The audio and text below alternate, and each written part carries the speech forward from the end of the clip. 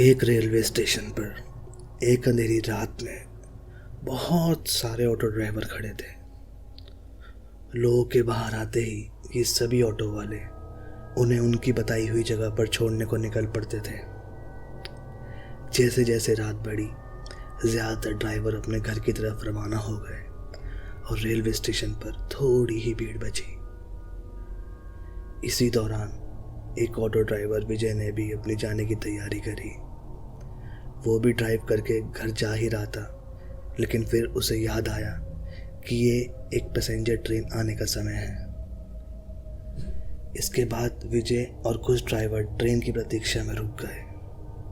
जब रात बढ़ती चली गई तो बादलों ने आसमान को काले चादर में ढक लिया, जिससे चांद की किरणें समाप्त हो गई।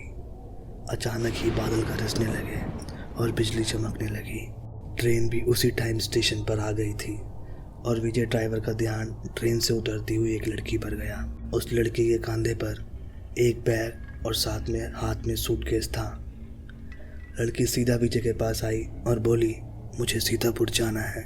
विजय ने कहा, रात बहुत हो चुकी है, इसी कारण किराया 1000 रुपये लगेगा, लेकिन अगर आप सुबह जाना चाहती हैं तो मैं आपको 500 में भी छोड़ दूँगा।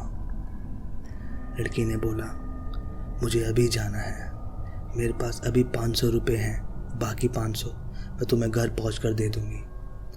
विजय ने उस लड़की की बात मान ली और उस ऑटो में बैठाने को बोला।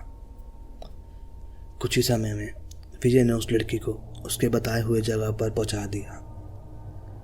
लड़की ऑटो से उतरकर भागकर घर की तरफ चली गई और कहा, मैं आपको बचे हुए 500 रुपये ला कर देती हूँ। विजय करीब आधे घंटे उसका इंतज़ार करता रहा, लेकिन वो लड़की पैसे देने नहीं आई।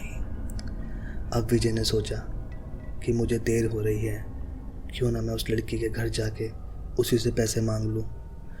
और वो उसके घर चला गया। घर का दरवाज़ा एक बुढ़िया ने खोला। विजय ने कहा कि एक मैडम यहाँ ऑटो से आई थी, उन्हें मेरे 500 रुपये देने हैं, वो अब तक पैसे लेकर बाहर नहीं आई। बुढ़िया ने हैरान होकर पूछा, कौन सी मैडम? यहाँ तो मैं और मेरे पति रहते हैं, बस। हाँ, मेरी बेटी पहले रहती थी, लेकिन वो 3 साल से यहाँ नहीं रहती। विजय ने बोला, क्यों, अब वो कहाँ रहती है?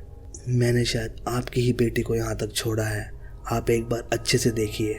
बातों ही बातों में विजय की नज़र सामने दीवार पर गई। वहाँ उस लड़की की तस्वीर लगी हुई थी, जिसे वो अपने ऑटो में बैठा के लेकर आया था। विजय ने उस बुढ़िया से पूछा, वो दीवार पर जिसकी तस्वीर है वो आपकी बेटी है? बुढ़िया ने कहा, हाँ, वो मेरी बेटी है। क्यों, क्या हुआ? जवाब सुनते ही विजय बोल पड़ा, माता जी, मैंने कहा था ना कि मैं आपकी बेटी को ही घर लाया हूँ, यही मेरे साथ ऑटो में बैठ कर आई थी। आप अब जल्दी से मेरे पैसे दे दीजिए, देखिए सुबह भी होने वाली है, मैं कब से खड़ा हूँ।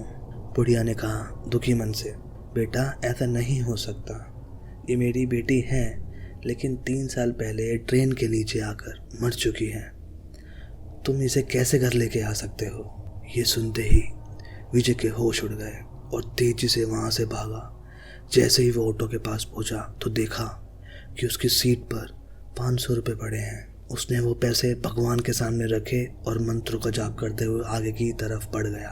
उसके मन में आया कि आज एक पैसेंजर ट्रेन के लालच के चक्कर में मेरी जान जाती जाती बची है। उस दिन के बाद से विजय ने रात को ऑटो चलाना ही बंद कर दिया।